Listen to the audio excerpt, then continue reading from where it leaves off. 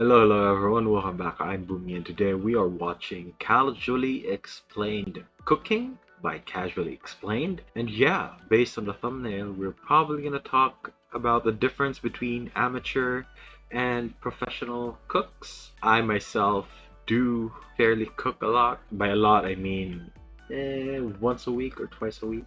I do have a couple of dishes that I know that I can cook very well. Yeah. Other than that, I'm still very bad at cooking. I'm still learning by myself, primarily by copying.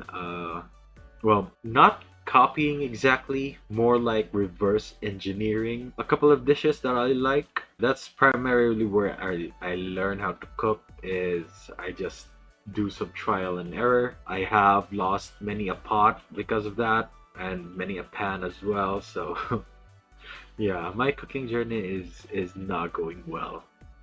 But again, I am not trained like professionally. I did not go to culinary school. Yeah, if I'm not following a YouTube tutorial on what to cook, I'm most likely just experimenting on my own based on what I tasted before. So yeah, many a bad stomach has happened before. So yeah, let's go ahead and check this out. So remember, if you like my reactions, don't forget to leave a like. Let me know your thoughts on the video down in the comic comment section below, and don't forget to subscribe. Also, leave your suggestions on what I should check on next. That being said, let's go ahead and watch the video. Meow. This video is sponsored by ExpressVPN. I like Now, that. there are plenty of ways you can I get like that inspired to so cook, whether much. it be you're looking to impress a girl, you're looking to impress a guy, or your mom's out, and this was the first search result. Nevertheless, the first step of your cooking journey is always the same: watching Gordon Ramsay make a beef Wellington, and then going online and No, finding a recipe well beyond your skill level. no, that wasn't my. Most of the reasons that I started cooking was mainly to follow recipes that someone has cooked before so that I can make them on my own whenever I want to. And no, I did not go straight to Gordon Ramsay's Beef Wellington video, though I have watched that many times before. Now, after you've learned your lesson the hard way, it's time to pick something more manageable. A lot of people get stressed out trying to read a recipe, but it should be pretty easy if you take it one step at a time. In general, I find the only part of a recipe that's hard to follow is the part where it says serves to. Nevertheless, whenever you're cooking something, the first thing you have to do is buy your ingredients, Wow, bring that them is home, sad. set them on the I countertop, get and that. organize them I get before you that. start cooking. This step is called mise en place, which is French for forgetting half the shit you need.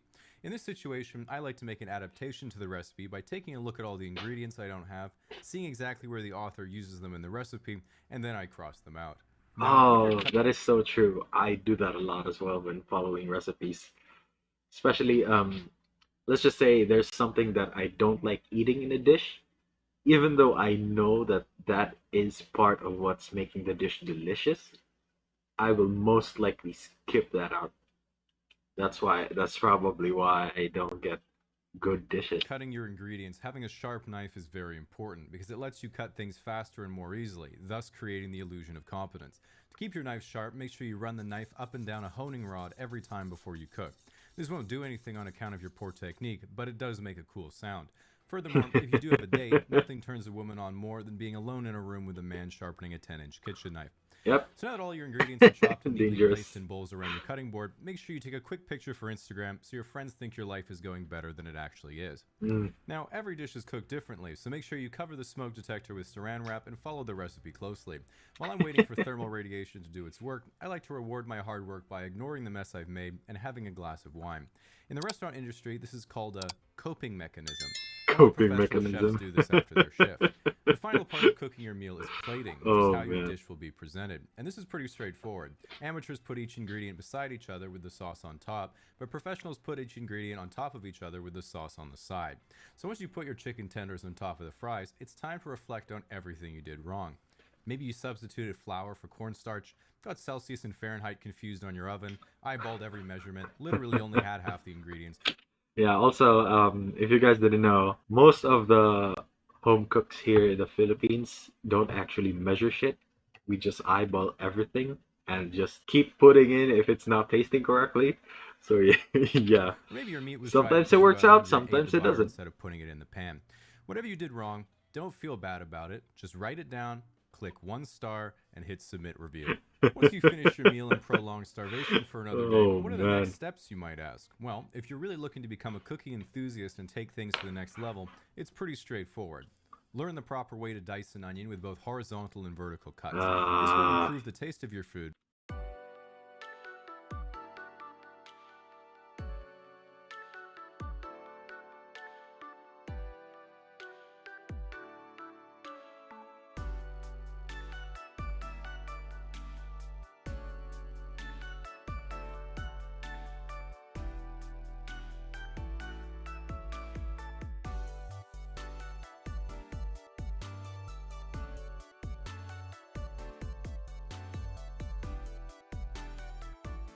I hate this so much. I have tried this. It's probably because I don't have a sharp knife, which I've been wanting to buy for so long. I just can't afford it right now.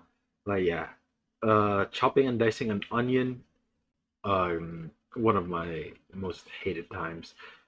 Let's see, chopping and dicing garlic. I hate that as well. But we did have this, I don't know what you call it, this contraption. It looks like a small thing that has blades inside where you just you slice big portions of onions or garlic and then just throw them inside and then pull this thing and the knife just does the cutting for you.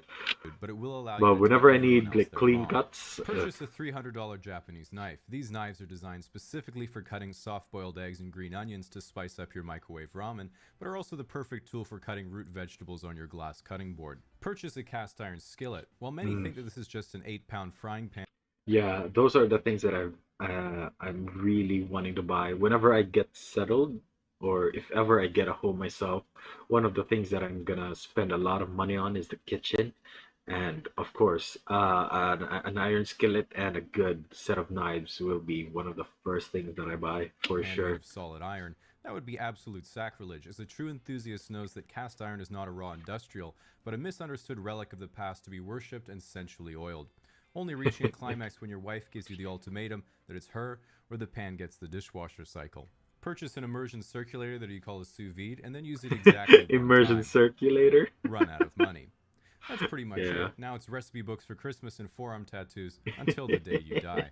At this point, there's probably only one question on your mind. Should I go pro? And while No. there's not a lot of competition right now, keep in mind that professional chefs have the challenge of working with some of the most insufferable people on the planet, customers. In addition, you might think, oh, if I'm a professional chef, all the food I make for myself would be delicious. Nope, frozen pizza No. and Jack Daniels. Nevertheless, I don't want to discourage anyone. Yeah. It all Yeah, that is so true. I know a couple of people who are now executive chefs in their own restaurants, and they do not cook fancy shit at home. They the one I knew, she mostly even just goes out to buy fast food. Ironically enough, from what she told me, it's basically like she's fed up or something, like she's been cooking all these fancy foods every single day, and it just reminds her of work. So that's why she doesn't like to cook fancy meals back at home, which is very funny and ironic depends on what you to really me. want from life. For example, if you want to be a pro athlete, your goal is to win a gold medal at the Olympics. If you want to be a pro artist, you hope one day your work hangs in the Louvre. But if you want to be a pro chef, you have to have the dream that one day, however unlikely, a French tire company will finally rate your restaurant 3 stars. Yeah, Now, if you're Michelin. looking for a VPN that's consistently Oh, that was good. That hit too close to home for me. But yeah, let's skip this for now. And here we go. Oh, yeah, guys, if you want to get ExpressVPN, go to expressvpn.com/casually explained. Ah, yeah, another good video.